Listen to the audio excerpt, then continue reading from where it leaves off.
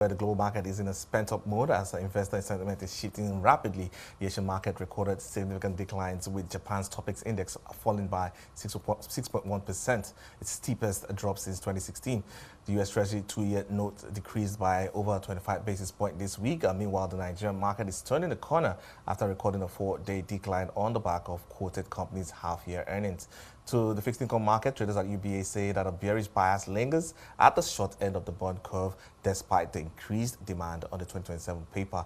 Meanwhile, the market anticipates Nigeria will issue a $500 million in domestic foreign currency denominated bond this month. Chuka Nwachukwu, the head of ALM and balance sheet management at UBA, joins me now for the discussions on the markets here for this week. Thank you so much for your time today, Chuka. And let me get your take on what we've seen play out so far this week.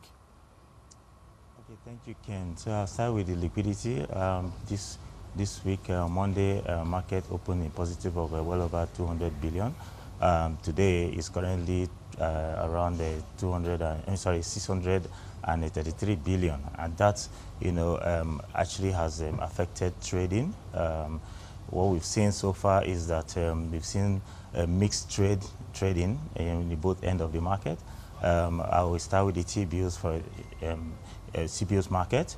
So far on the T-bills market, we've seen a bearish sentiment, but though we've seen also seen interest on the February 6 bills, which obviously is attracting a lot of investors interest. And so on the bond side, still the same, though market has been pretty quiet for obvious reasons. Obviously, the bond market, the bearish sentiment is on the shorter end of the curve, the 2027 and then 2029.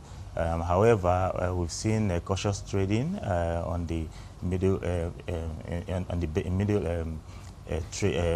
securities bonds, for example.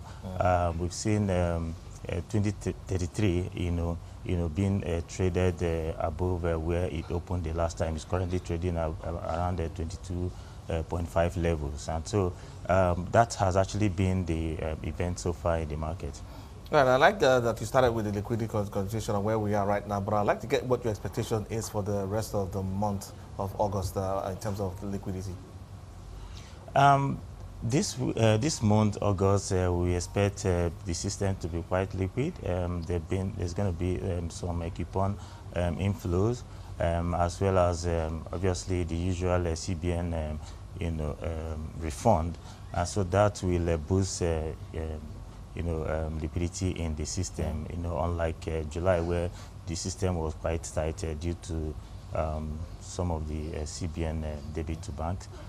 So within the next 2 weeks, with system liquidity, we expect it to be within this range of positive of between 500 to 800 billion.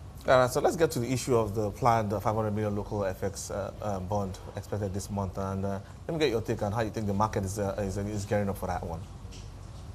I think it's a good idea. It's a good initiative. Market is excited about it.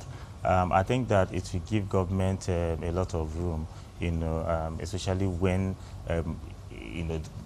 it's going to be a bit difficult, trying to raise some of this liquidity, especially as regard FX, from the foreign investors. So, market is excited, and I believe that market will react positively when indeed it comes to pass. Yeah, because looking at this and a couple of other initiatives that are coming on board, how do you think it's going to impact the performance of the money markets in the third quarter? I think that the money market, has also been affected. It's been mixed. One hand, we've seen liquidity, coming into the system. The other hand, we've seen that liquidity, obviously thins out as a result of CBN constant, mopping of the system. And so, in terms of liquidity, as long as inflation figures continue to be alleviated, I think that the government, the CBN will really not, allow so much money in the system, especially as regard, ways and means that, has been purported to be increased by the National Assembly to the President. So I believe that they'll constantly continue to mop up liquidity, excess liquidity in the system. Okay, so now let's look at yield curve activity, and let me get your expectations for next week. Next week, we expect on the bond side, we expect cautious trading, but we'll see the interest we've seen on this this week will continue, especially on the 2027 and then 2038, and those are investors' delight for now.